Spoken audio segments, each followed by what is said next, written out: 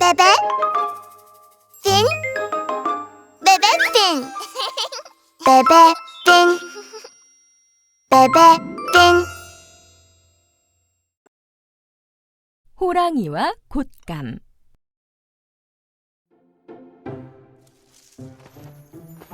흰눈이 내리는 어느 겨울날, 호랑이 한 마리가 어슬렁어슬렁 마을로 내려왔어요.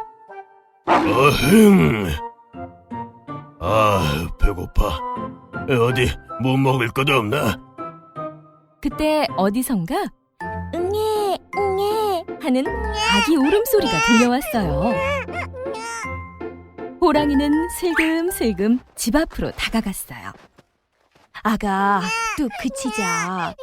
지금 밖에 무서운 호랑이가 와 있어. 뚝 안 그치면 호랑이가 어흥 하고 물어간다. 아니, 내가 온 걸 어떻게 알았지? 엄마의 말을 듣고도 아기는 계속 울어댔어요. 채, 저 녀석은 나처럼 무서운 호랑이도 안 무서워하네. 그때 엄마가 아기에게 말했어요. 아가, 자, 곶감이다, 곶감. 그 말에 아기는 울음을 뚝 그쳤어요.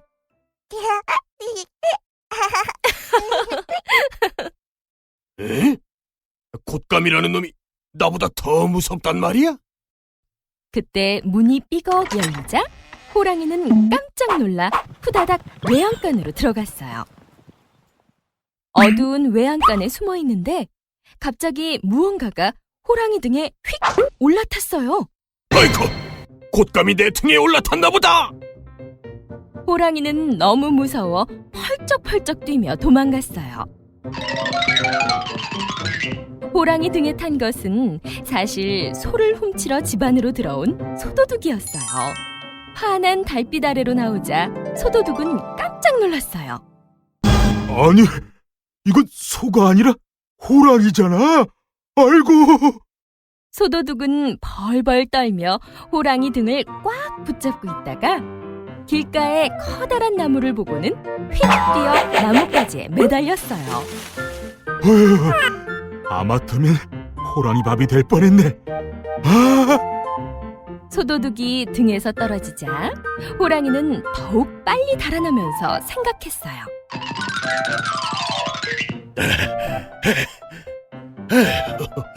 하마터면 곶감한테 잡아먹힐 뻔했네.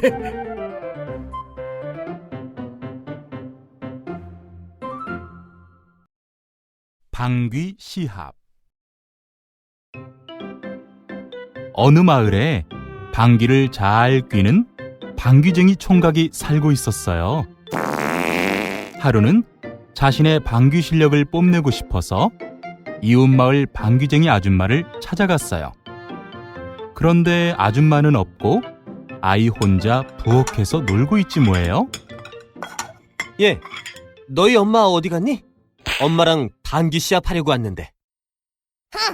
우리 엄만 방귀 대장이라 아저씨가 질걸요. 그냥 돌아가세요.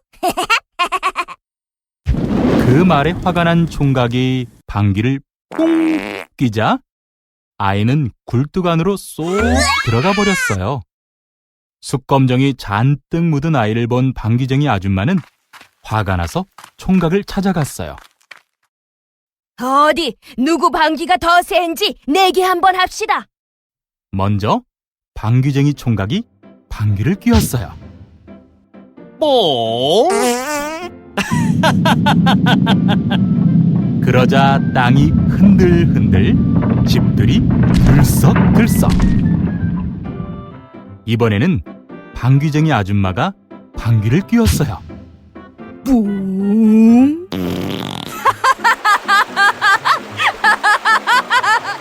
그러자 나무가 휘청휘청, 강물이 출렁출렁.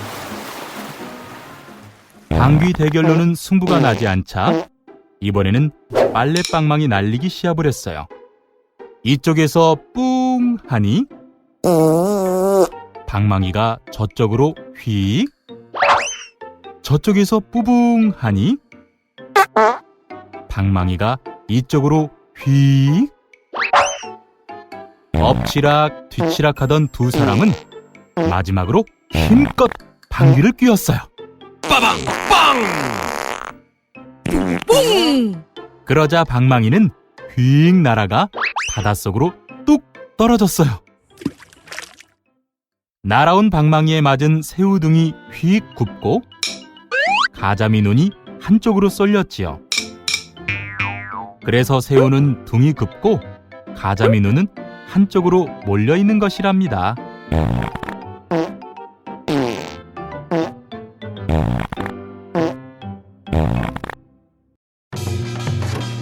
흥부, 놀부.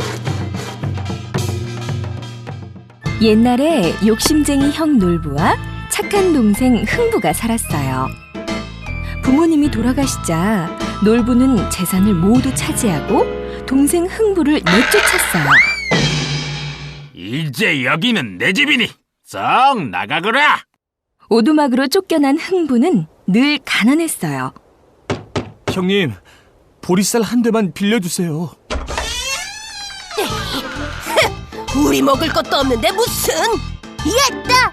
보리쌀 대신 밥 주걱이나 받아라.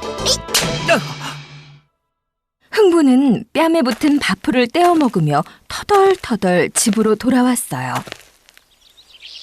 어느 봄날 커다란 구렁이 한 마리가 흥분의 처마에 있던 제비집을 덮쳤어요. 이를 본 흥부가 막대기로 구렁이를 쫓아주었죠.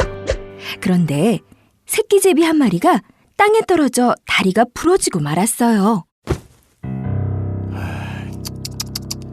이런 불쌍해라. 얼른 고쳐주마. 흥부는 붕대로 제비 다리를 잘 매주었어요.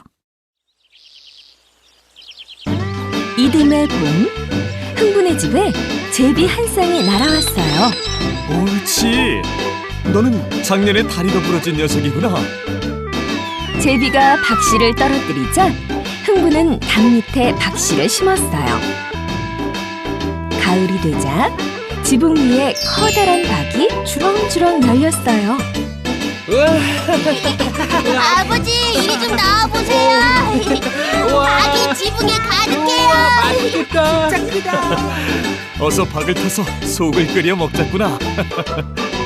흥분의 식구는 톱을 빌려서 박을 타기 시작했어요.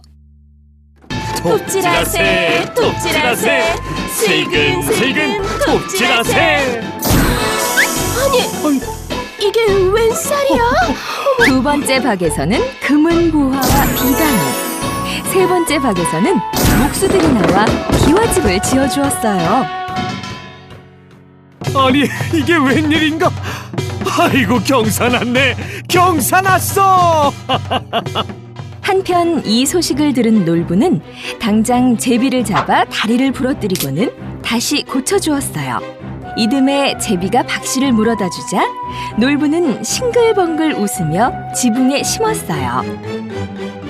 가을이 되자 놀부네 지붕에도 커다란 박이 주렁주렁 열렸어요. 톱질하세, 톱질하세, 슬근슬근 톱질하세. 금은보화 잔뜩 나와 금부자 되어보세. 옳지. 누런 것이 분명 금이로구나. 박이 쩍 갈라지면서 누런 똥물이 쏟아져 나왔어요. 두 번째 박에서는 도깨비가 나와 놀부와 가족들을 방망이로 때렸어요. 세 번째 박에서는 도둑들이 나와 모든 물건을 훔쳐갔어요. 놀부는 하루아침에 거지 신세가 되었어요. 착한 흥부가 이 소식을 듣고 한달음에 달려왔어요. 형님, 우리하고 함께 살아요.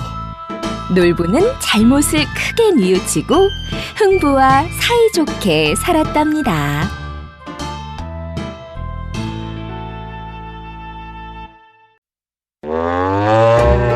소가 된 게으름뱅이.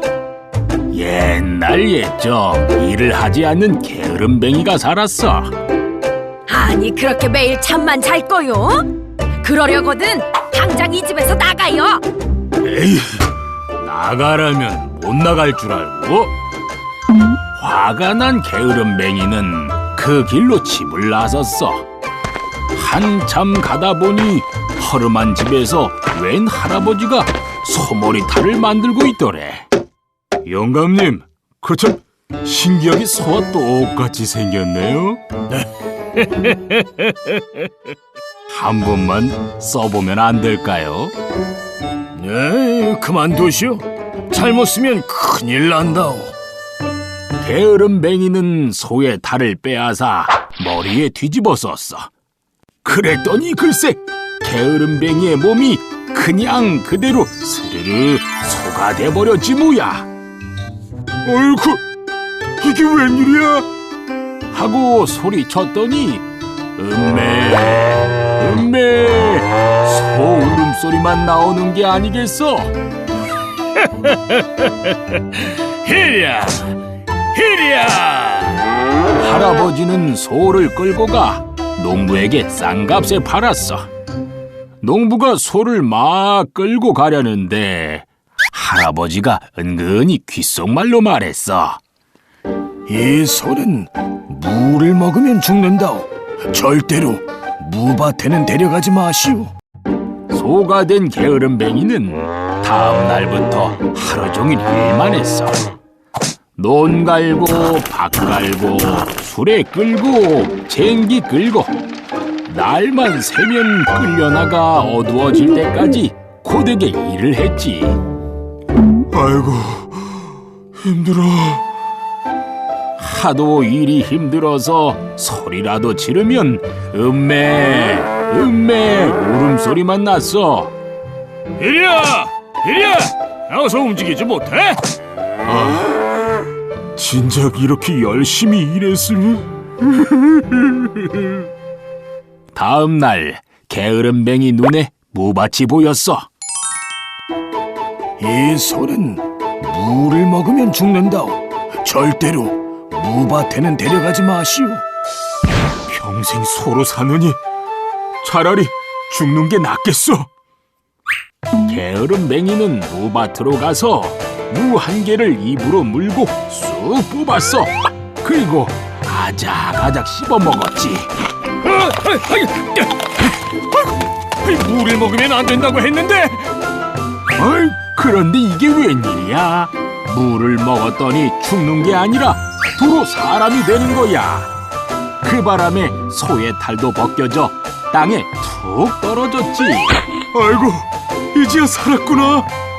게으름뱅이는 농부에게 지금까지 있었던 일을 다 말해주고 나서 곧바로 고개를 넘어 집으로 돌아왔어.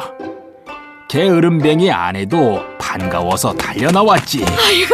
여보, 용서하구려.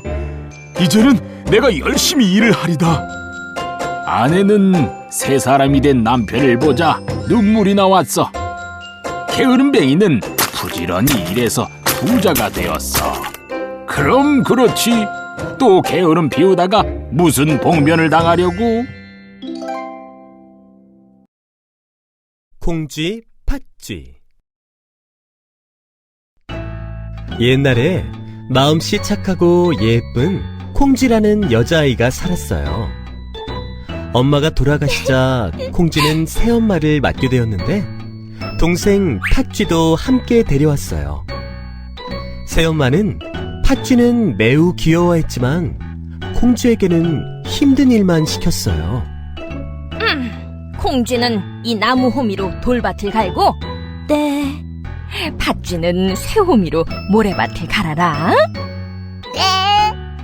팥쥐는 금세 밭을 갈았지만 돌밭에서 일하던 콩쥐는 호미를 부러뜨리고 말았어요. 그때 황소 한 마리가 나타나 콩쥐에게 말했어요. 착한 콩쥐 아가씨, 걱정 말아요. 제가 밭을 갈아드릴게요. 황소가 눈 깜짝할 사이에 넓은 밭을 모두 갈아 콩쥐는 집에 돌아올 수 있었어요. 어느 날 새엄마는 팥쥐와 마을 잔치에 놀러가며 콩쥐에게 말했어요. 넌 항아리에 물 채우고 벼 찍고 배도 다 짜놓고 잔치에 오너라.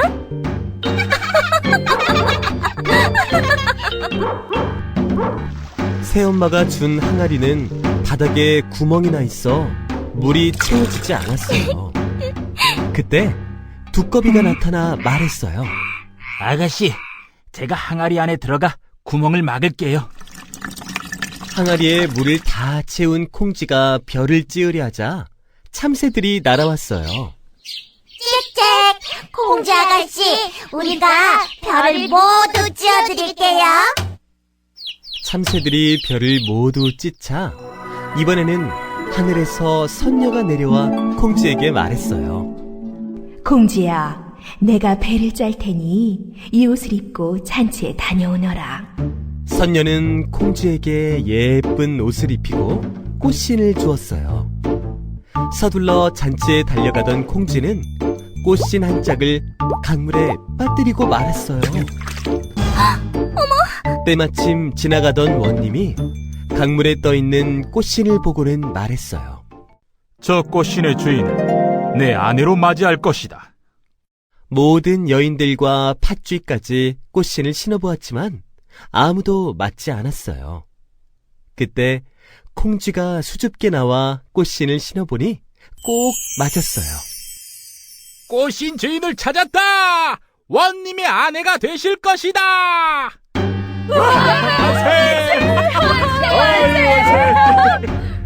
콩쥐는 원님의 아내가 되어 오래오래 행복하게 살았답니다.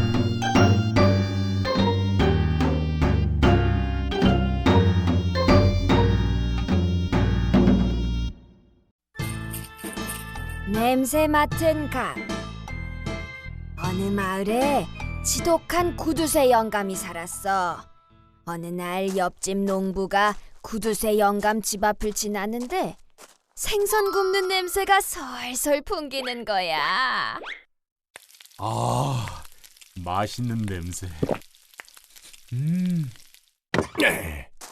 자네, 거기서 뭐 하는 건가? 영감님, 안녕하세요. 생선 굽는 냄새가 너무 좋아서 발길이 멈췄네요. 생선 굽는 냄새를 맡느라 서 있었다고? 그렇다면 그 값을 내게. 세상에 공짜는 없는 법이니. 네? 생선 냄새 맡은 값이요? 어디 보자. 생선을 10냥에 샀으니 그 반을 받으면 되겠군. 5냥만 내게. 내가 많이 봐준 걸세. 아니, 5냥이라뇨. 지금 제게 그런 돈은 없습니다. 그럼 시간을 줄 테니 집에 가서 가져오게나. 집에 돌아온 농부가 땅이 꺼져라 한숨을 쉬며 걱정을 하니 농부의 아들이 글쎄 좋은 수가 있다는 거야. 농부에게는 영특하기로 소문난 아들이 있었거든. 아버지, 제게 방법이 있어요. 친구분께 5냥만 빌려오세요. 5냥을? 그래, 알았다. 농부는 5냥을 빌려 아들과 함께 구두쇠 영감 집으로 갔어. 영감님 계세요? 냄새 맡은 값을 가져왔습니다. 이 주머니 안에 냄새 맡은 값 5냥이 있습니다. 그래, 이리 다오. 소리 들리시죠? 여기에 5냥이 있습니다. 그래, 짤랑짤랑하니 잘 들리는구나. 네, 그럼 저흰 이만 가보겠습니다. 이놈! 여론을 놀리느냐? 돈을 주고 가야지. 지금 드렸잖아요, 영감님. 언제? 나는 짤랑짤랑 돈 소리밖에 못 들었다. 에이, 냄새값이 있으면 소리값도 있죠. 딱 5냥어치 소리였습니다만 한 번 더 듣고 5냥을 내시겠어요? 구두쇠 영감은 얼굴이 벌개졌어. 구경 온 사람들은 옳다구나 하며 무릎을 쳤지. 그런 생각을 했대. 맞다, 맞아. 저 집 아들 참 영특하고. 그 뒤부터 구두쇠 영감은 더 이상 말도 안 되는 생트집은 못 부렸다고 해. 농부는 영리한 아들과 행복하게 잘 살았단다. 젊어지는 샘물. 옛날 옛적 꼬부랑 할머니랑 쪼그랑 할아버지가 살았어요.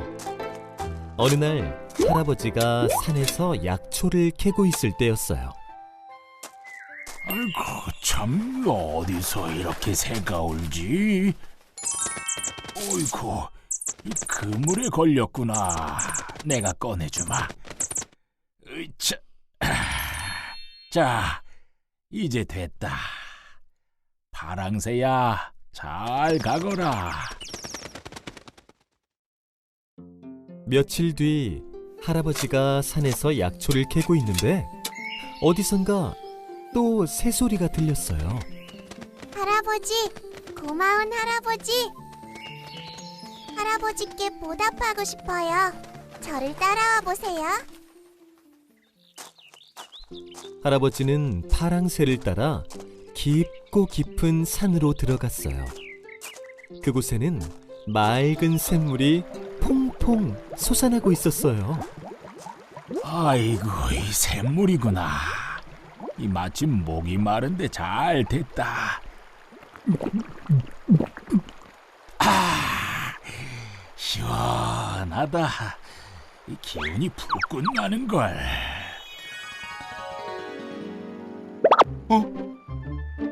내가 왜 이렇게 젊어졌지?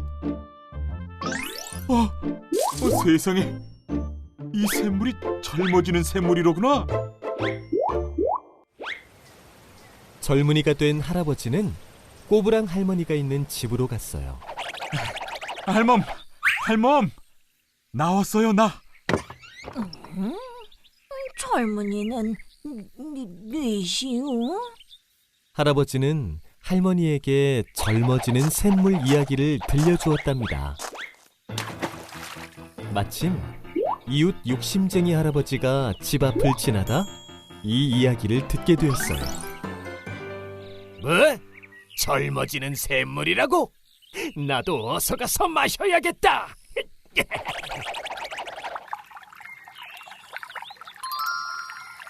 찾았다. 바로 이 샘물이로구먼. 샘물을 찾아낸 욕심쟁이 할아버지는 샘물을 벌컥벌컥 마셨어요.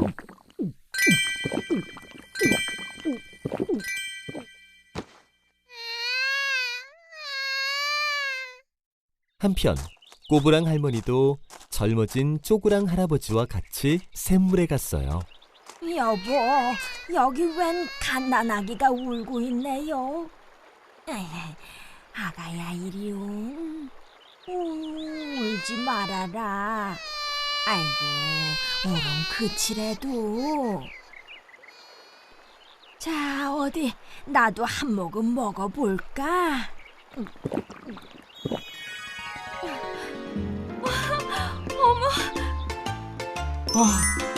아이고, 이게 누구야?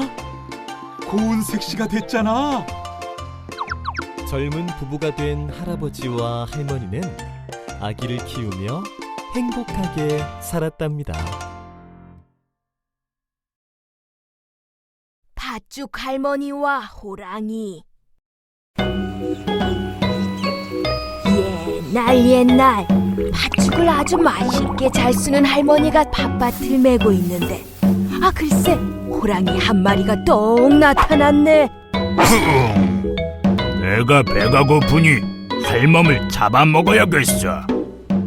할머니는 무서워 온몸이 벌벌 떨렸어. 호랑이야, 올겨울에 동지 팥죽 한 번만 쏘면 안 되겠느냐? 그러자 호랑이는 팥죽을 먹고 싶은 생각에 아쉬운 듯 입맛을 쩝쩝 다시며 물러났지. 어느덧 동지 전날, 할머니가 팥죽을 저으며 한숨을 푹 쉬는데 자라가 기어와 묻네. 할멈, 왜 그리 한숨을 쉬어? 내일이면 내가 호랑이 밥이 된단다. 어찌하면 좋겠니? 할멈, 나 팥죽 한 그릇 줘. 내가 호랑이를 쫓아줄게. 자라에게 한 그릇 가득 퍼주고는 한숨을 또 쉬는데 알밤이 또르르 굴러와 물었어. 할멈, 왜 그리 한숨이야? 내일이면 호랑이 밥이 되니 크게 슬퍼 한숨을 쉰단다. 팥죽 한 그릇 주면 내가 호랑이를 쫓아줄게. 이렇게 쇠똥, 맷돌, 지게, 멍석까지 팥죽을 얻어먹고는 자라는 물독 속으로 퐁당. 알밤은 아궁이 속에, 쇠똥은 부엌 바닥에, 맷돌은 부엌문 선반 위에 앉았어. 멍석은 부엌 앞에 넙죽 엎드리고 지게는 마당 한구석에 기대서 있었지. 동짓날 밤이 되자 호랑이가 할머니 집 마당에 어슬렁 들어섰어. 할멈, 내가 왔어. 약속은 잊지 않았지? 오냐, 부엌 아궁이에 동지 팥죽을 두었으니 가져다가 먹어라. 호랑이가 아궁이 속을 들여다보는데 알밤이 툭 튀어나와 호랑이 눈을 딱 때렸어. 호랑이는 앞이 안 보여 더듬거리다 물독에 손을 넣었는데 자라가 손을 꽉 물었어. 깜짝 놀란 호랑이가 뒷걸음을 치다 그만 쇠똥을 밟고 미끄러졌지 뭐야. 엉덩방아를 찧은 호랑이가 부엌문을 나가려는데 맷돌이 머리 위로 쿵 떨어졌어. 으아! 어이구, 호랑이 살려! 으아! 호랑이는 정신을 잃고 기어나오다 멍석 위로 넘어졌어. 멍석이 호랑이를 둘둘 말자 지게가 척 짊어지고는 성큼성큼 달려가서 강물에 호랑이를 집어던졌지. 그 후로 할머니는 해마다 동짓날에는 팥죽을 쑤어 고마운 친구들과 나눠 먹는단다.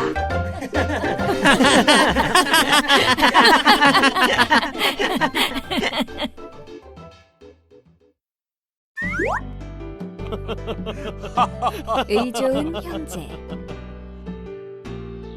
옛날 어느 마을에 의좋은 형제가 살았어요. 형제는 떡 한 쪽이 생겨도 형님 먼저. 아우 먼저. 콩 한 줌이 생겨도 형님 먼저. 아우 먼저.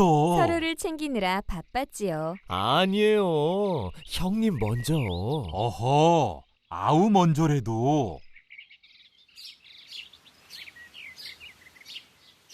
올해는 어느 해보다 벼가 무럭무럭, 나달이 탱글탱글. 농사가 아주 잘 되었어요.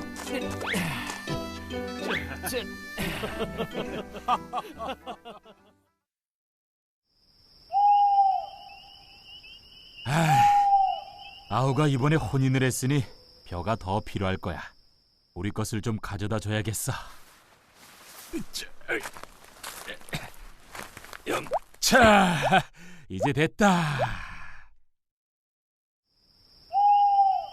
형님은 식구가 많으니 벼가 더 필요할 거야. 우리 것을 좀 가져다 드려야겠어.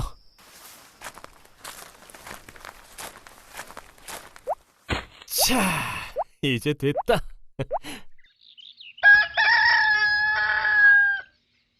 이상하다.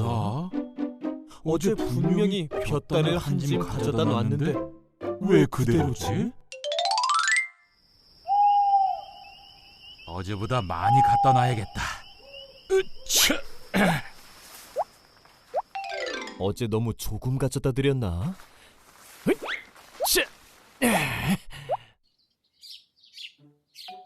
이런, 어떻게 된 거야 도대체? 왜 그대로야? 아이쿠, 왜 또 그대로지? 이번에 형제는 이전보다 훨씬 많은 볕단을 지고 서로의 논을 향해 걸어갔어요.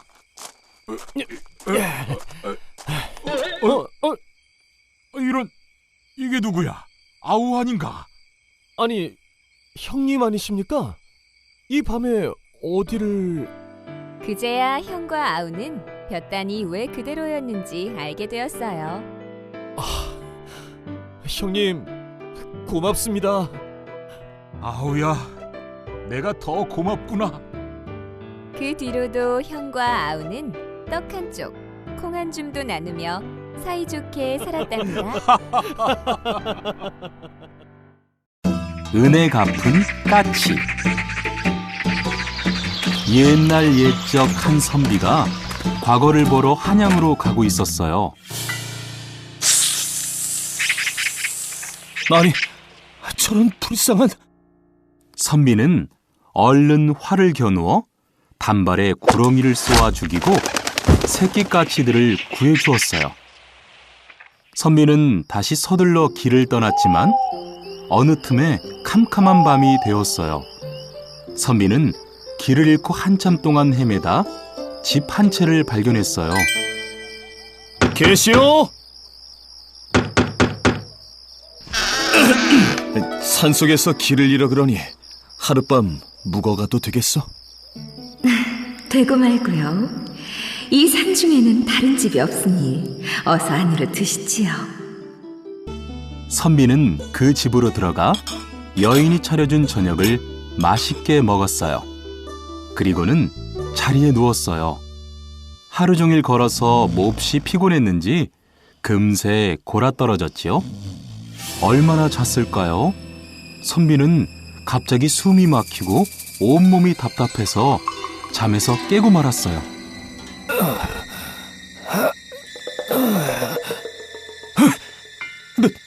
넌 누구냐? 아까 낮에 네가 활을 쏘아 죽인 구렁이가 바로 내 남편이다. 그 원수를 갚으려고 여기서 널 기다리고 있었다. 내가 활을 쏜 것은 까치를 살리려고 한 것이오. 그러니 제발 나를 살려주시오. 좋다. 이 산속에 빈 절이 있다. 날이 밝기 전에 그 절에 있는 종이 3번 울리면 하늘의 뜻으로 알고 너를 살려주겠다. 곧 날이 밝는데 빈 절의 종이 무슨 수로 울리겠는가. 이제 난 꼼짝없이 죽었구나. 자, 이제 약속한 시간이다. 와! 바로 그때였어요. 댕, 댕, 댕. 산속에서 희미하게 종소리가 3번 울려 퍼졌어요. 분하다. 하늘의 뜻이니 널 살려줄 수밖에 없구나. 구렁이는 선비 몸을 풀어주고는 스르르 사라졌어요. 선비는 바로 빈절로 달려가 보았어요. 내가 새끼를 살려준 은혜를 갚은 게로구나.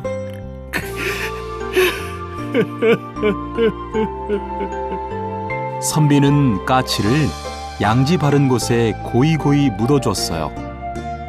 그리고 그 길로 한양에 가서 과거를 보아 급제를 했어요. 그 뒤로 틈만 나면 까치 무덤을 찾아가 까치의 명복을 빌어줬답니다.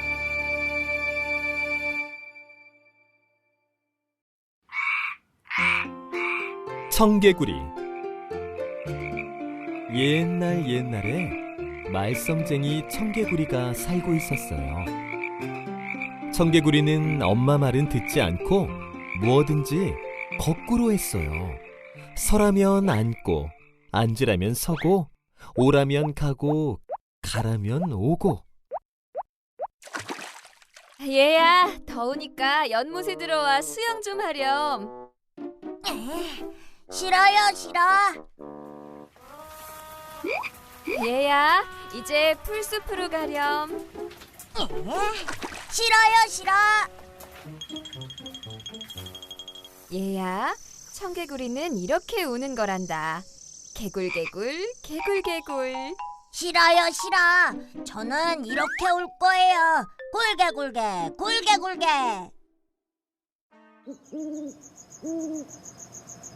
얘야, 밤이 깊었으니 조용히 하고 어서 자자꾸나. 싫어요, 싫어. 노래나 불러볼까? 굴게, 개구리, 랄랄랄랄라.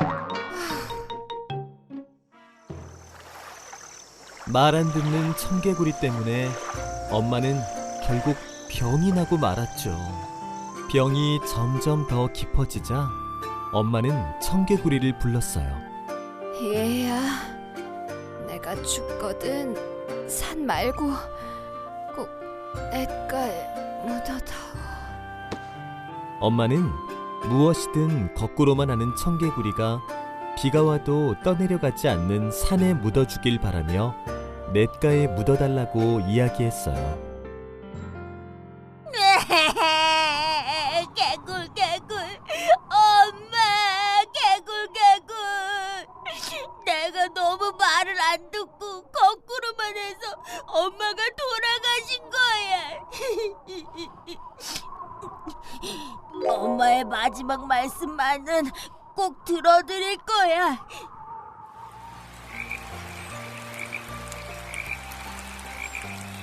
그 뒤로 청개구리는 비가 오면 개굴개굴 더 크게 울어요. 엄마 무덤이 떠내려갈까봐 걱정이 되어서 그런 거랍니다.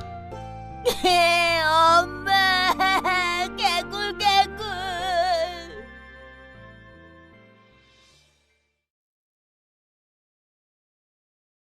토끼와 자라. 깊은 바닷속 물고기들이 사는 용궁의 임금님께서 큰 병에 걸리셨어요. 육지에 사는 토끼의 간을 드시면 회복되실지도 모르겠소이다. 의원의 말에 물고기 대신들 사이에 긴급 회의가 열렸어요.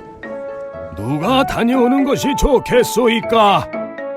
제가 땅 위에서도 돌아다닐 수 있으니 다녀오겠어요. 씩씩하게 대답한 자라는 토끼 그림을 들고 땅 위로 올라왔어요.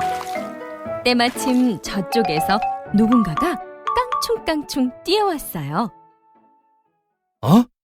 그림이랑 똑같이 귀가 길쭉하네. 야호! 토끼를 찾았구나. 자라는 무척 기뻐하며 토끼에게 다가갔어요. 토끼님, 저는 용궁에서 온 자라예요. 우리 용궁은 으리으리하고 맛있는 먹을 것도 많답니다. 토끼님도 함께 구경 가지 않겠어요? 우와, 정말 그런 곳이 있나요? 토끼는 자라의 등을 타고 용궁으로 갔어요. 용궁에 도착하자마자 물고기 군사들이 토끼를 묶어 용왕님 앞으로 데려갔어요. 토끼는 그제야 자라에게 속은 것을 알았지만 이미 늦은 일이었어요. 내 너의 간을 먹어야 산다 하니 너는 영광으로 알고 간을 내놓거라. 용왕님, 제 간은 소중한 약이라 화창한 날은 빼서 바위에 말립니다. 지금도 간을 바위 위에 두고 왔으니 얼른 가서 가져올까 합니다. 아이, 세상에 간을 빼놓고 다니는 동물이 어디 있느냐? 믿지 못하시면 제 배를 갈라 확인해 보세요. 제가 죽으면 간은 못 찾을 것입니다. 그러자 다급해진 용왕님은 당장 자라를 불러 말했어요. 얼른 토끼를 데리고 가서 간을 찾아오너라. 토끼와 자라가 다시 땅으로 나오자 토끼가 숲속으로 뛰어가며 말했어요. 이 미련한 자라야, 간을 빼놓는 동물이 어디 있니? 너희는 내게 속았어. 자라는 저 멀리 뛰어가는 토끼를 바라볼 수밖에 없었답니다.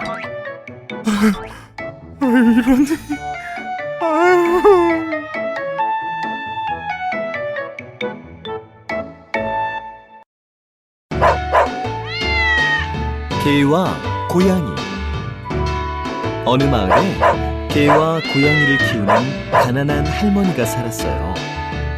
하루는 강에 나갔다가 어부에게 잡힌 잉어를 봤어요. 아이고, 가여워라. 아이, 눈물을 흘리네. 마음 착한 할머니는 돈을 털어 잉어를 산 뒤 강에 놓아주었어요. 그러자 강에서 휘황찬란한 빛이 나더니 한 아이가 나와 말했어요. 할머니, 구해주셔서 감사합니다. 살려주신 은혜로 이 용궁 구슬을 드릴게요. 알고 보니 놓아준 잉어는 용왕님의 아들이었어요. 용왕님의 아들이 준 용궁구슬은 참 신기했어요. 쓱 비비며 집 하고 말하면 집이 된 거고, 쓱 비비며 쌀 하고 말하면 쌀이 생겼어요. 용궁구슬 덕분에 할머니네 집은 부자가 되었어요. 이 소문을 들은 이웃마을 욕심쟁이 할머니가 찾아왔어요. 여기 그렇게 신기한 구슬이 있다면서요? 그 구슬 좀 보여줘요. 아이고, 구슬 참 예쁘네요. 욕심쟁이 할머니는 몰래 용궁 구슬을 가짜 구슬과 슬쩍 바꿔놓고 달아났어요. 용궁 구슬이 없어지자 할머니는 예전처럼 다시 가난해졌어요. 멍멍! 그 못된 할머니가 가져간 게 틀림없어. 우리가 찾으러 가자. 개는 고양이를 등에 업고 강을 건너 욕심쟁이 할머니 집에 도착했어요. 고양이는 헛간에 들어가 우두머리 쥐를 붙잡고 말했어요. 구슬을 가져오지 않으면 모두 잡아먹을 테다. 쥐들은 뿔뿔이 흩어져 할머니 집을 뒤져 구슬을 찾아왔어요. 멍멍! 우리가 구슬을 찾았어. 어서 가서 할머니께 전해드리자. 고양이는 구슬을 입에 물고 개에게 업혀 다시 강을 건넜어요. 한참 강을 건너던 개가 고양이에게 물었어요. 고양이야, 구슬 잘 물고 있지? 구슬 잘 물고 있어? 고양이야, 왜 대답 안 해? 할머니가 있어. 풍덩! 그 바람에 그만 구슬이 강에 빠지고 말았어요. 그까짓 구슬 알게 뭐야? 멍멍! 개는 툴툴거리며 집으로 돌아갔어요. 고양이는 날이 저물도록 강가를 서성이다 물에 떠밀려온 물고기를 덥석 물었어요. 야옹! 마침 배도 고픈데 잘 됐다. 고양이가 물고기를 한 입 꽉 물자 물고기 배에서 용궁 구슬이 툭 튀어나왔어요. 고양이 덕분에 할머니는 다시 부자가 되었어요. 할머니는 구슬을 찾아준 고양이를 집 안에서 길렀어요. 그 뒤로 고양이는 집 안에서, 개는 집 밖에서 살며 서로 으르렁거린답니다. 금도끼, 은도끼.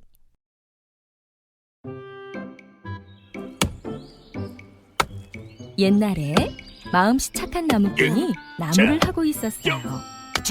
그런데 갑자기 손이 미끄러지면서 그만 도끼가 연못에 풍덩 빠지고 말았어요. 아이고, 하나밖에 없는 도끼가 물에 빠졌으니 이를 어쩌나. 그때였어요. 연못 안에서 휘황찬란한 빛이 나더니 산신령이 나타났어요.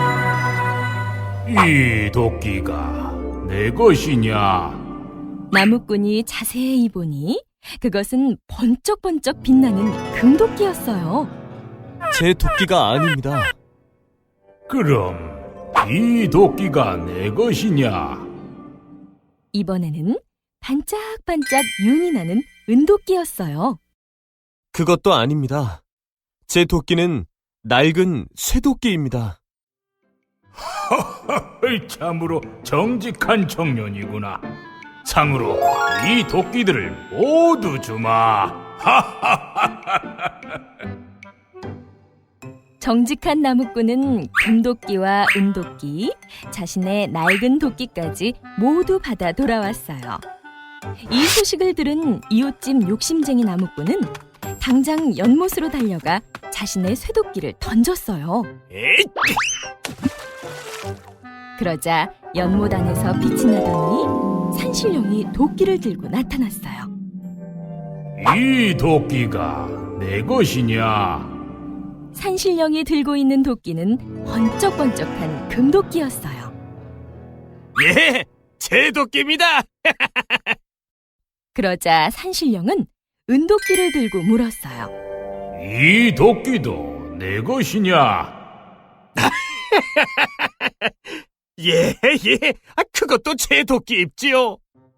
이런 고얀 녀석을 보았나? 남의 도끼를 탐내다니. 너 같은 욕심쟁이에게는 도끼를 하나도 줄 수 없다. 욕심쟁이 나무꾼은 결국 자신의 도끼만 잃고 빈손으로 집에 돌아갔답니다.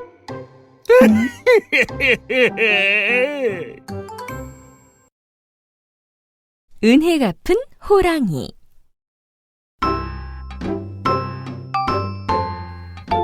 어느 마을에 가난하지만 부지런하고 인정 많은 총각이 살았어요.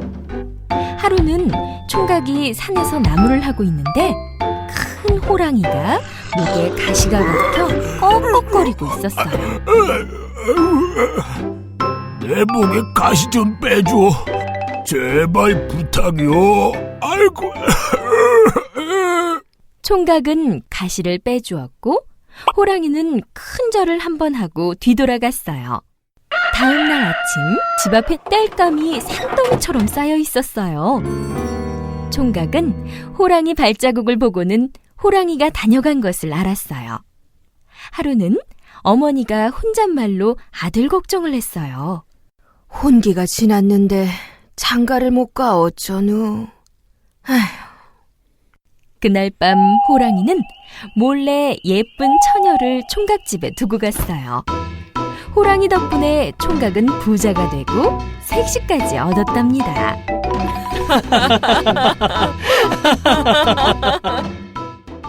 하루는 마을에 방이 붙었어요. 호랑이가 마을로 내려와 사람을 해치니 호랑이를 잡는 사람에게 큰 상금을 준다는 내용이었어요. 그날 밤 호랑이가 총각의 집에 찾아와 말했어요. 나를 화살로 쏘아 상금을 받으시오. 구해준 덕에 오래 살 수 있었소. 여태까지 해준 것도 많은데 그게 무슨 말이오? 안 들은 것으로 하겠소.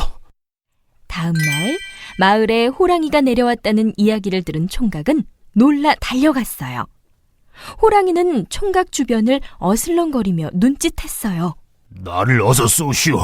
다른 이가 쏘기 전에.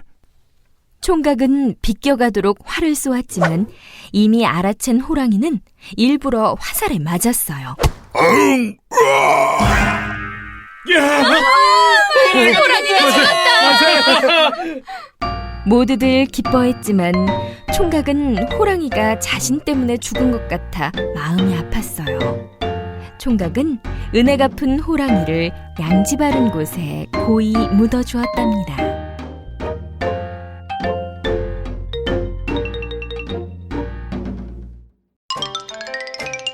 3년 고개. 누구든 넘어지면 3년밖에 못 산다는 3년 고개가 있었어요. 어느 날 옥감장수 할아버지는 장에 갔다 돌아오는 길에 3년 고개에서 잠깐 쉬게 되었어요. 아이고, 다리야. 조금만 쉬었다 갈까?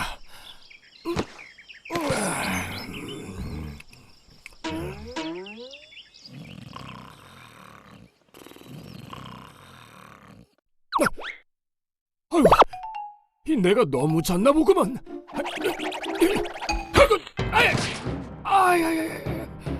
아이고, 3년 고개에서 넘어지다니 이를 어째? 아이고. 영감, 왜 그러시오? 할멈, 이제 어쩌면 좋소? 할아버지가 3년 고개에서 넘어진 이야기를 하자 할머니는 할아버지를 안고 엉엉 울었어요. 그날부터 할아버지는 밥도 물도 안 먹고 누워서 시름시름 앓기만 했어요. 아이고, 먹어서 뭐 하겠소? 어차피 3년밖에 못 살 텐데. 아이고, 영감. 며칠 뒤 이웃집 아이가 할아버지의 소식을 듣고 찾아왔어요. 할아버지, 저한테 좋은 방법이 있어요. 그래? 어떤 방법이 있다는 말이냐? 3년 고개에서 한 번 더 넘어지세요. 이 녀석. 그러다가 이제 석 달밖에 못 살면 어쩌려고 그러느냐? 아니에요. 한 번 넘어지면 3년, 2번 넘어지면 6년, 3번 넘어지면 9년을 사는 거지요. 옳거니! 그렇게 하면 되겠구나. 그렇네요, 영감. 할아버지는 3년 고개를 한달음에 올라갔어요. 지난번에 한 번 넘어졌으니까 3년. 아이고! 한 번 더 넘어지면 6년. 아이고! 한 번 더 넘어졌으니 9년. 아유! 12년, 15년, 18년, 21년. 10번을 넘어지면 30년일세그려.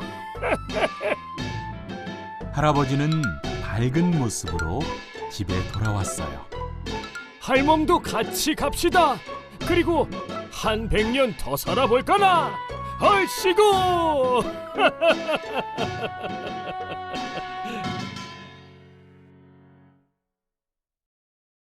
혹부리 할아버지. 옛날 어느 마을에 턱 밑에 커다란 혹이 달린 혹부리 할아버지가 살았어요. 할아버지는 가난했지만 마음씨가 착하고 노래를 잘 불렀어요. 하루는 나무를 하다 날이 어두워져 집에 가려는데 후두둑 빗방울이 떨어졌어요. 할아버지는 허름한 집 한 채를 발견하고는 들어가 노래를 부르기 시작했어요. 얼씨구나, 절씨구나.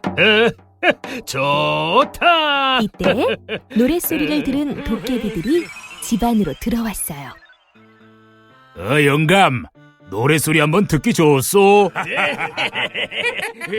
도깨비들은 웃으며 할아버지에게 어떻게 하면 노래를 잘 부르는지 물었어요. 혹부리 할아버지는 도깨비들이 무서워 온몸이 벌벌 떨렸지만 능청스럽게 혹을 만지며 말했어요. 내 노랫소리야 이 혹에서 나오지. 그러자 도깨비들은 혹을 톡 쳐서 뚝 떼고는 도깨비 방망이를 선물로 주었어요. 혹부리 할아버지는 혹도 떼고 도깨비 방망이도 얻어 큰 부자가 되었어요. 한편 이 소식을 들은 이웃 마을의 욕심쟁이 혹부리 할아버지는 냉큼 허름한 집으로 달려가 노래를 불렀어요. 잘 쉬고 잘 쉬고. 영감, 또 오셨네. 아하, 도깨비들인가? 내 노랫소리 어떤가? 이 혹에서 나온다네.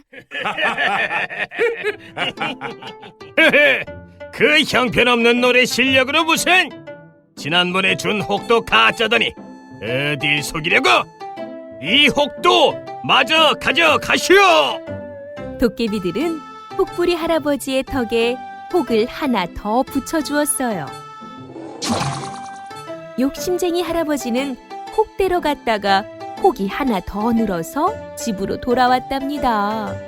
아이고, 아이고,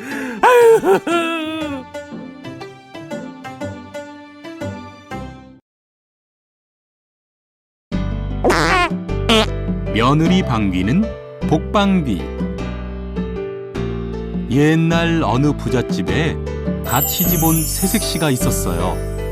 우리 며느리는 얼굴도 예쁘지만 마음도 참 곱지.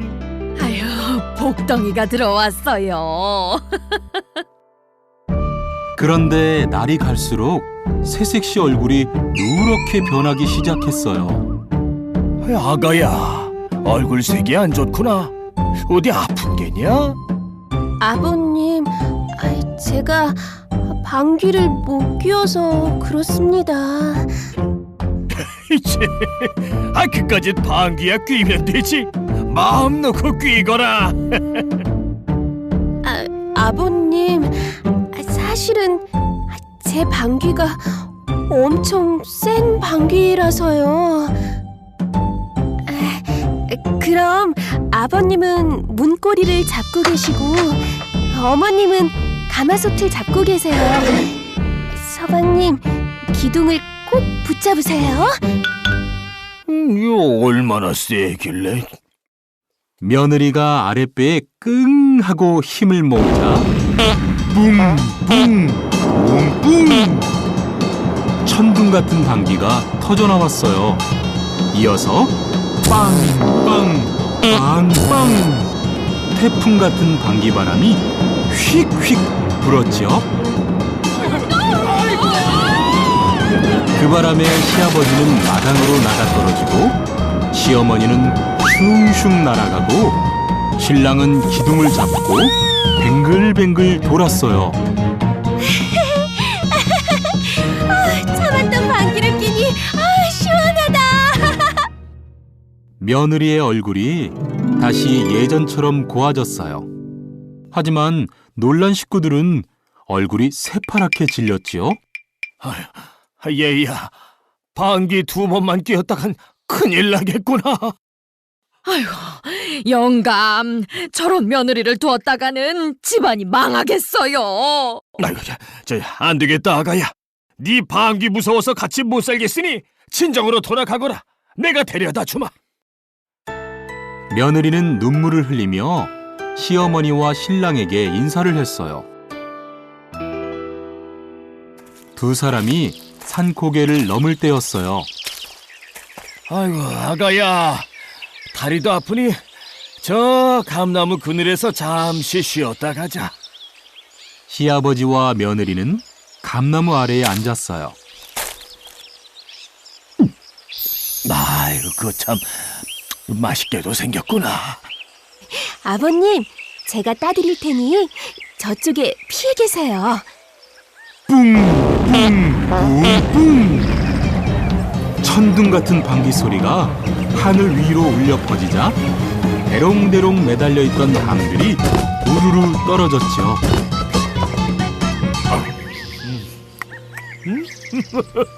옳지.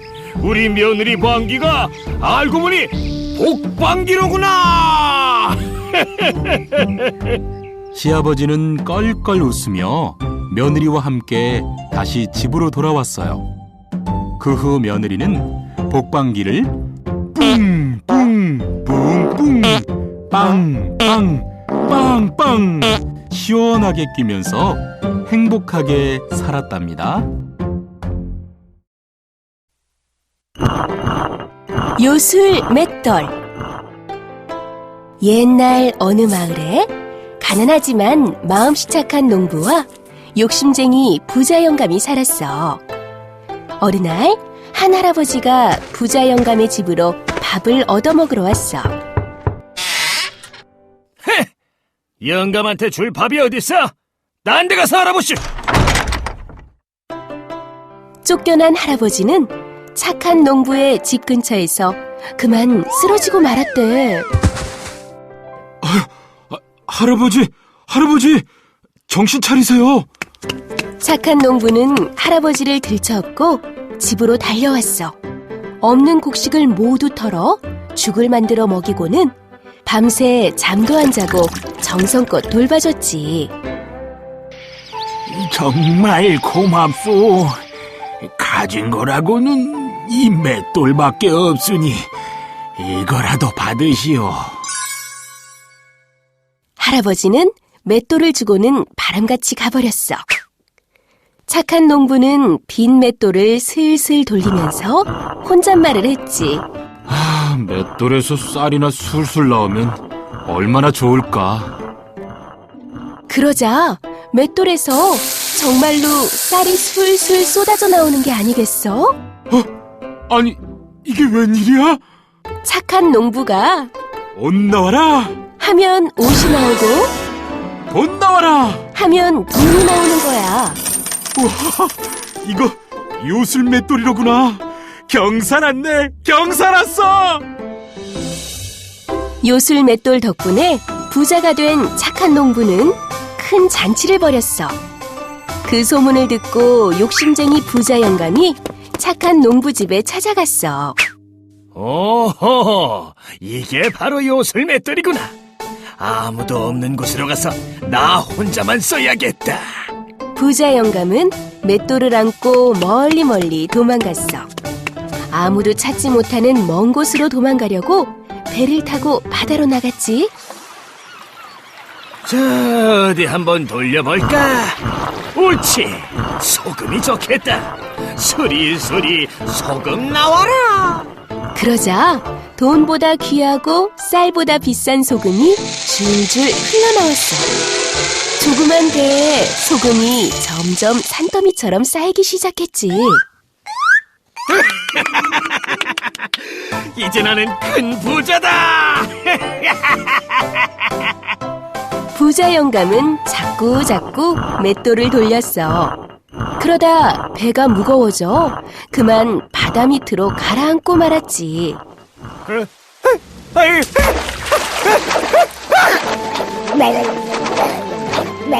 지금도 바닷속에선 맷돌이 뱅글뱅글 돌면서 소금이 계속 나오고 있대.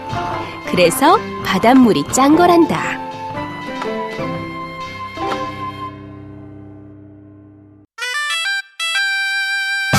똥꼬로 나팔 부는 호랑이.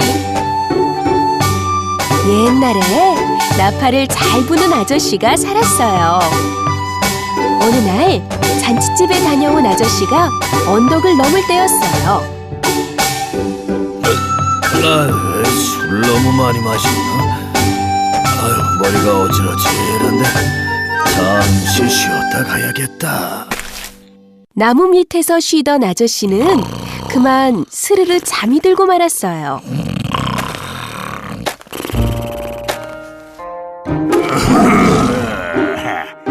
마침 배가 고팠는데 잘 됐다.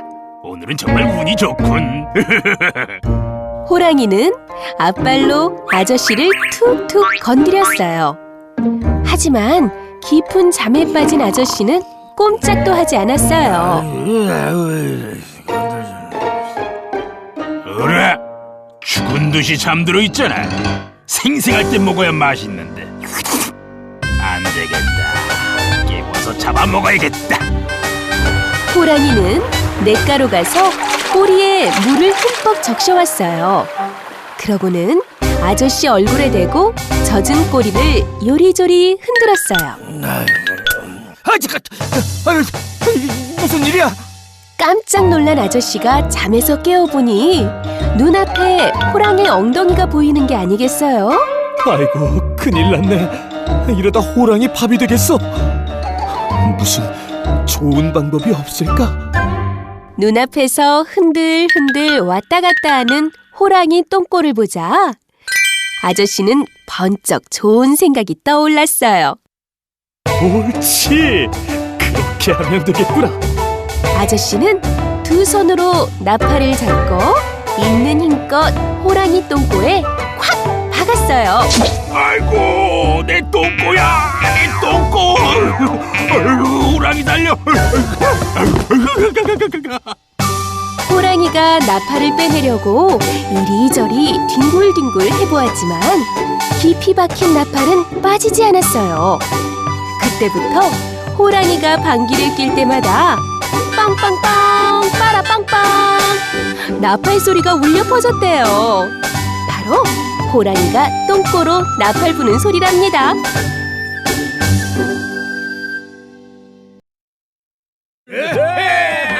도깨비 감투. 옛날 한 나무꾼이 산에 나무를 하러 갔어.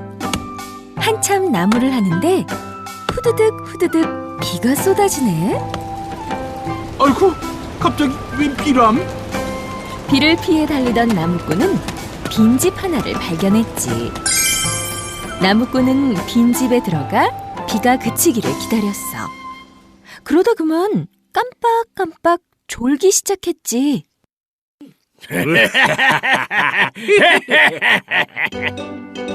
아니, 이게 무슨 소리지? 나무꾼은 허둥지둥 다락으로 숨었어. 나무꾼이 몰래 문틈으로 보니 도깨비들이 우르르 방 안으로 들어오는 거야. 잘 쉬고 신나게 놀아보세. 도깨비들은 밤새도록 놀다가 동틀 무렵에야 사라졌지. 휴, 이제 살았다. 아직 쓸만한 감투를 두고 갔네. 나무꾼은 도깨비 감투를 써보았어. 그러다 너무 놀라 뒤로 벌러덩 넘어질 뻔했지 뭐야. 이럴 수가! 내 몸이 어디 간 거야? 도깨비 감투를 쓰면 자기 모습이 없어졌다. 벗으면 다시 나타나는 거야. 오호라! 이 감투만 있으면 무슨 일이든 할 수 있겠어. 나무꾼은 동네에서 이름난 부잣집으로 갔어. 안방도 기웃, 사랑방도 기웃, 이리 기웃 저리 기웃. 욕심이 생긴 나무꾼은 돈꾸러미를 들고 달아났지. 다음 날 나무꾼은 시장으로 갔어.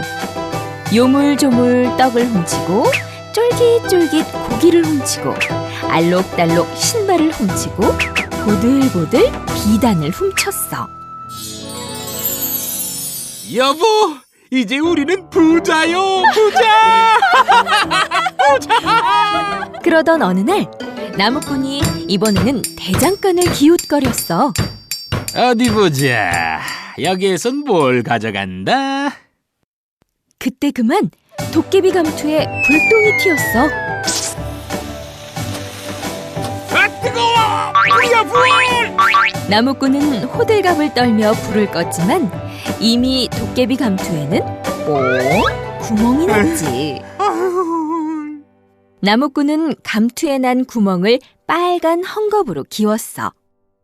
다음 날 빨간 헝겊이 이 집 저 집 둥둥 떠다녔어. 웬 헝겊 조각이지? 수상한데? 마을 사람들은 우르르 몰려들어 빨간 헝겊을 잡았어. 내 놈이 요사이 물건을 훔쳐간 도둑놈이구나. 어딜 도망가려고 요놈! 이 도둑놈 잡아라! 사람들은 나무꾼을 흠씬 두들겨 주었지. 아이고, 잘못했습니다. 잘못했어요. 나무꾼은 눈물을 흘리며 후회했단다. 도깨비 방망이. 옛날 욕심쟁이 형과 마음 착한 아우가 살았어요. 어느 날 아우가 산에서 나무를 하는데 개암이 하나 뚝 떨어졌어요. 개암이네. 이건 아버지 드려야겠다. 조금 있다가 두 개가 떨어졌어요. 하나는 어머니 드리고 하나는 형님 드려야지. 집에 가려는데 날이 저물어 저녁이 되었어요. 벌써 이렇게 되었나? 서둘러 가야겠다.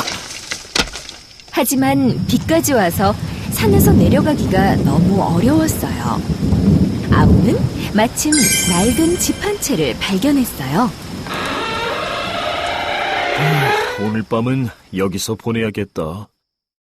아우가 한참 곤히 자고 있을 때였어요. 에헤라! 오늘도 어디 신명나게 놀아볼까? 시끄러운 소리에 아우는 깜짝 놀라 대들보 위로 올라가 숨었어요.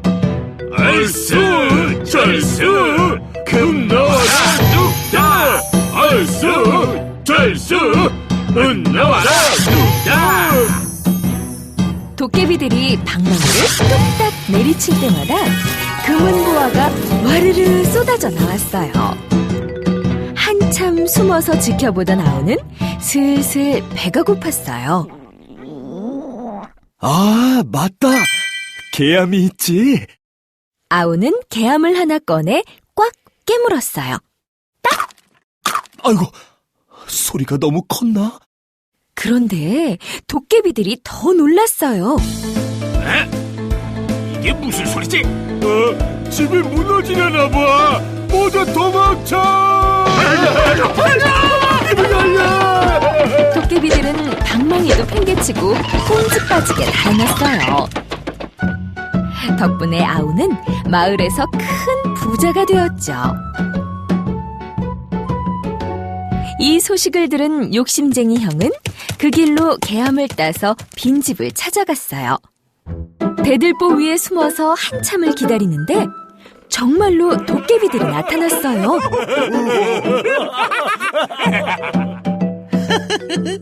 이제 나도 큰 부자가 되겠구나. 형은 기회를 보다가 개암을 꺼내 꽉 깨물었어요. 그놈이 또 왔다. 저 위에 있다. 이번에도 속을 줄 알고. 이게 아닌데? 도깨비들은 대들보 위에 숨어있던 형을 찾아냈어요. 그리고는 떡떡 밤새 형의 볼기를 찾답니다.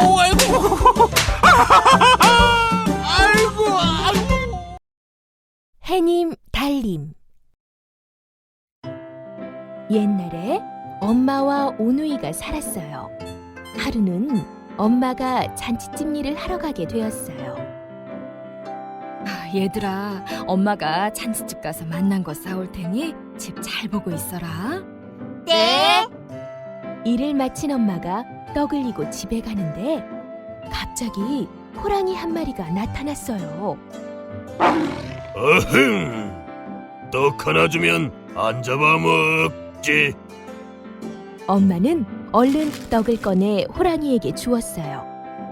호랑이는 떡을 날름 받아먹고는 엄마까지 잡아먹었어요. 그러고는 엄마 옷을 입고 오누이가 있는 집을 찾아가 말했어요. 얘들아, 엄마 왔다. 방 안에 있던 오누이는 엄마 목소리가 이상해서 문 사이로 슬쩍 밖을 보았어요. 그런데 글쎄, 커다란 호랑이가 엄마 옷을 입고 서 있지 뭐예요? 얼른 우물 옆 나무 위에 숨자.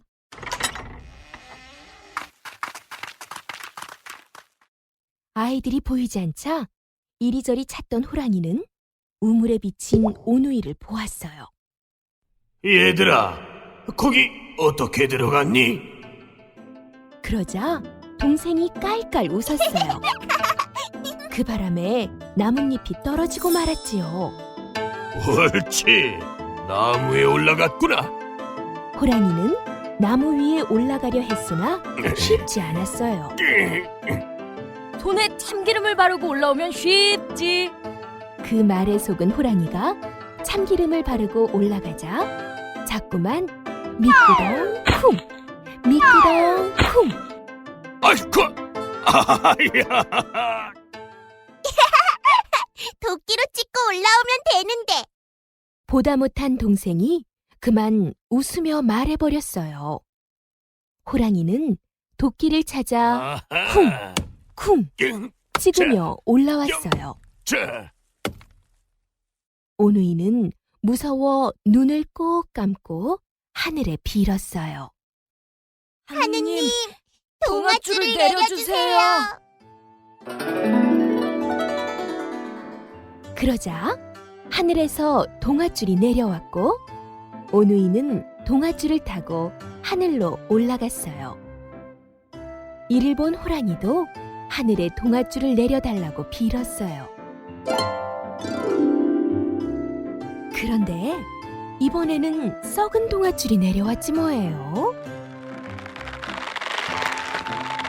신나게 줄을 타고 올라가던 호랑이는 중간에 줄이 툭 끊어져 땅에 떨어져 버렸지요. 이렇게 해서 하늘나라에 올라간 부끄럼쟁이 동생은 햇님이, 씩씩한 오빠는 달님이 되었답니다.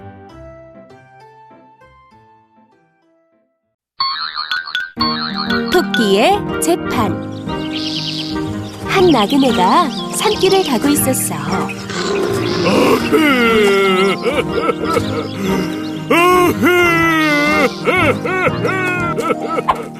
뭐지? 호랑이 소리 같기도 하고. 나그네가 조심조심 그곳에 가보니 호랑이 한 마리가 깊은 구덩이에 빠져서 울고 있는 거야. 아이고 나그네님, 제발 이 불쌍한 호랑이 좀 살려주시오.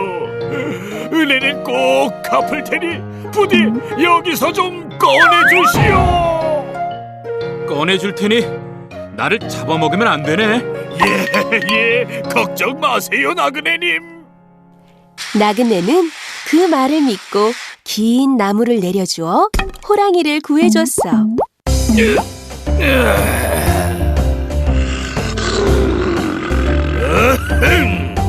이제 살 것 같네. 온종일 갇혀 있었더니 배가 고픈데 널 잡아먹어야겠다. 네 이놈! 약속을 해놓고 이러는 법이 어디 있느냐? 약속은 무슨 약속? 이 몸이 배가 고파 안 되겠다. 호랑이의 뻔뻔스러움에 나그네는 어이가 없었어. 마침 길가에 있던 황소에게 물었지. 황소야, 호랑이가 약속을 지키지 않는다. 넌 어떻게 생각하느냐? 약속은 무슨 약속? 사람들은 우리 젖도 짜가고 우리를 죽여 고기를 먹으니 믿을 수 없어. 소나무야, 호랑이가 약속을 지키지 않으니 잘못한 것 아니냐? 사람들은 우리를 잘라 집이랑 가구를 만들고 마구 괴롭히니 지키지 않아도 돼. 그때 토끼 한 마리가 깡충거리며 길을 가고 있었어. 토끼야, 잠깐 내 말을 좀 들어보렴. 함정에 빠진 호랑이를 구해줬더니 나를 잡아먹으려 하는구나. 너는 어떻게 생각하느냐? 토끼는 고개를 갸웃거리며 물었어. 이해가 잘 안 가네요. 호랑이님은 어디에 있었다고요? 이거 참, 몇 번을 얘기해. 그러니까 내가 원래 여기에 쏙 빠져서. 호랑이는 이렇게 말하면서 훌쩍 뛰어서 구덩이 속으로 쏙 들어갔어. 나그네님, 어서 가던 길 가세요. 그리고 앞으로는 절대 위험한 약속은 하지 마세요. 토끼야, 고맙다. 나그네는 토끼에게 고맙다고 인사한 뒤 가던 길을 마저 갔어.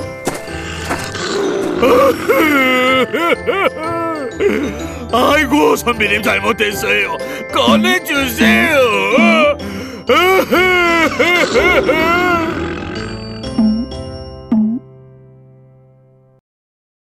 빨간 부채, 파란 부채. 몹시 더운 여름날, 나무를 하던 할아버지가 잠시 쉬고 있었어요. 그런데 머리 위에 나뭇가지에 부채 2개가 매달려 있는 것이에요. 웬 부채지? 마침 더운데 잘 되었군. 할아버지가 빨간 부채를 펼쳐 훨훨 붙이자 갑자기 코가 쑥쑥 늘어났어요.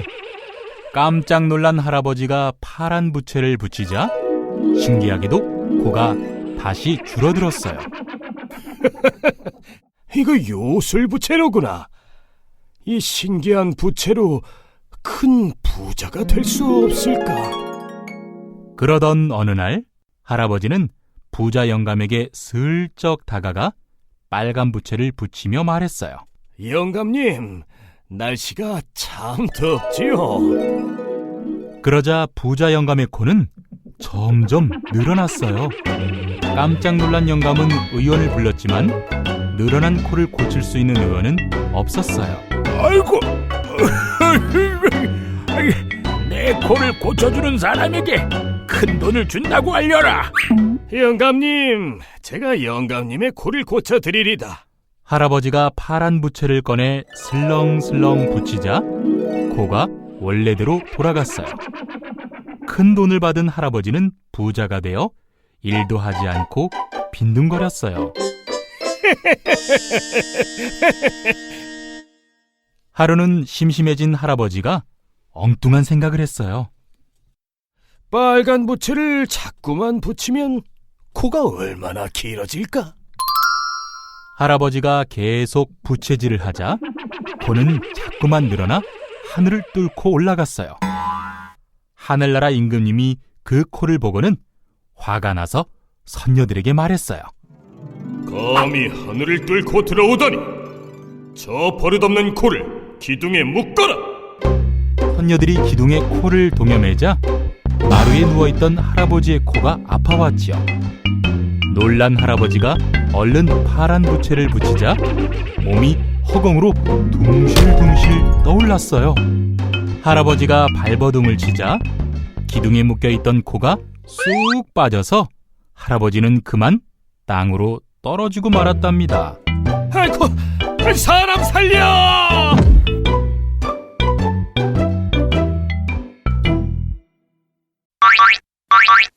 멸치의 꿈. 옛날, 아주 먼 옛날에 700살이 넘은 멸치가 이상한 꿈을 꾸었단다. 갑자기 하늘 위로 휙 올라갔다가 땅으로 뚝 떨어지고 흰 구름이 뭉게뭉게 피어나더니 눈이 펑펑 쏟아졌지. 게다가 땀이 뻘뻘 나게 덥다가 으슬으슬 추웠다 하는 꿈이었어. 멸치는 날이 새자마자 가자미에게 달려가 꿈 이야기를 했어. 아이, 복잡해. 도대체 이게 무슨 꿈이야? 가만히 있어보게. 망둥이 할멈 꿈풀이가 아주 용하다는구먼. 마음 착한 가자미가 망둥이 할멈을 찾아 나섰어. 며칠 후 가자미가 망둥이 할멈과 함께 멸치를 찾아왔어. 망둥이 할멈은 큰 눈을 굴리며 생각하더니 무릎을 탁 치며 말했지. 오호라! 이건 필시 용꿈이라네. 멸치 자네가 용이 되어 하늘로 승천하는 꿈이지. 내가 용이 된다고? 하늘로 올라갔다 내려갔다 하는 것은 용이 아니고서는 할 수 없는 일이지. 게다가 용이 조화를 부리면 눈이 오고 그러면 더웠다 추웠다 하는 게 당연한 이치 아니겠는가? 여보게들 들었나? 내가 용이 될 몸이라네. 한껏 기분이 좋아진 멸치는 망둥이 할멈에게 맛있는 음식을 대접했어. 먼 길을 헤엄쳐 망둥이를 데려온 가자미는 까맣게 잊고 말이야. 말도 안 돼. 멸치가 용이 된다고? 딱 보니 어부에게 잡히는 꿈이네 뭘. 하늘로 올라갔다 땅으로 떨어졌다니까. 낚싯줄에 걸렸으니까 하늘로 휙 올라갔다가 땅으로 뚝 떨어졌겠지. 아이, 구름이 피어나고 흰 눈이 펄펄 내렸다고. 반찬에 쓰려고 석쇠에 올려 연기가 났겠지. 하얀 눈은 간을 맞추려고 소금을 뿌린 거야. 그럼 더웠다 추웠다 한 건 뭐야? 잘 익으라고 부채질한 거야. 가자미의 꿈풀이에 멸치 얼굴이 푸르락푸르락해졌어. 이래 천하의 고이한 놈이 있나? 멸치는 가자미의 뺨을 힘껏 때렸어. 어찌나 세게 때렸던지 가자미 눈이 획 돌아갔지. 옆에 있던 낙지와 꼴뚜기는 슬그머니 눈을 빼서 꽁무니에 감추었어. 그 모습을 보고 배꼽이 빠져라 웃던 새우는 지금처럼 허리가 꼬부라지고 펄쩍펄쩍 뛰어서 도망가던 망둥이는 지금처럼 뛰는 물고기가 되었단다. 자린고비와 달랑곱제기. 어느 마을에 자린고비와 달랑곱제기가 살았어요. 이 둘은 누가 더하고 덜할 것 없이 세상에서 둘째가라면 서러운 구두쇠들이었죠. 자린고비네 집부터 볼까요? 아들아, 굴비가 짭조름하니 맛있지 않느냐? 모르겠어요, 아버지. 허허, 그렇게 오래 쳐다보면 너무 짜다. 굴비 2번 봤으면 밥도 2숟가락 먹어라. 이번엔 달랑곱제기네 집이에요. 이건 웬 국이냐?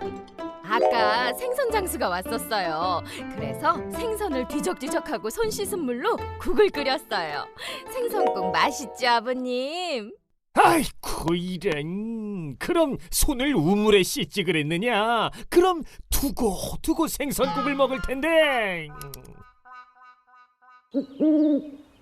어느 겨울밤이에요. 왜 이렇게 춥지? 종이가 어디 있나?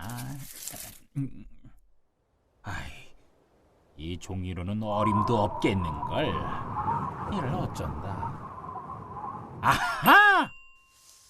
자린고비는 손바닥만한 종이에 깨알같이 편지를 썼어요. 달랑곱제기에게 내가 긴히 쓸 일이 있으니 정월 초하루부터 섣달 금음날까지 운세를 길게 적어 보내주게. 자린고비는 달랑곱제기가 보낼 답장으로 문을 붙일 생각에 신이 났어요. 그런데 편지를 보낸 지 하루, 이틀, 한 달이 지나도 답장은 오지 않았어요. 아치!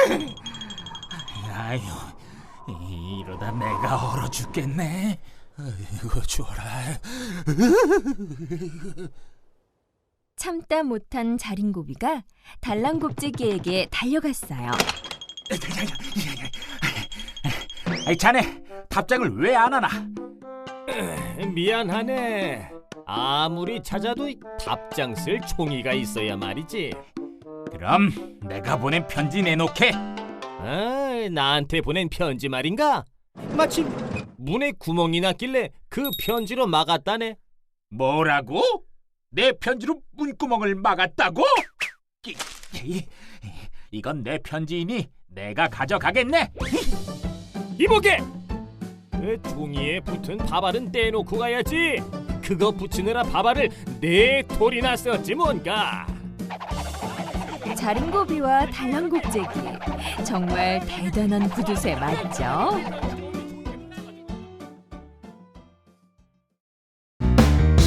핑크퐁 영상 재미있었어? 구독 버튼을 눌러줘. 구독해! 유튜브에서 핑크퐁을 검색해주세요.